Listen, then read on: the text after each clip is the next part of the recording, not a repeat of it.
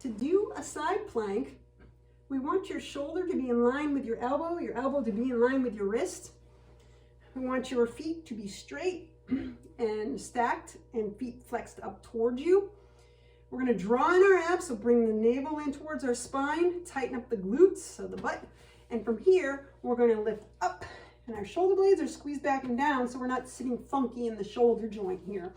And try to keep yourself flat like a board in line. That's one variation.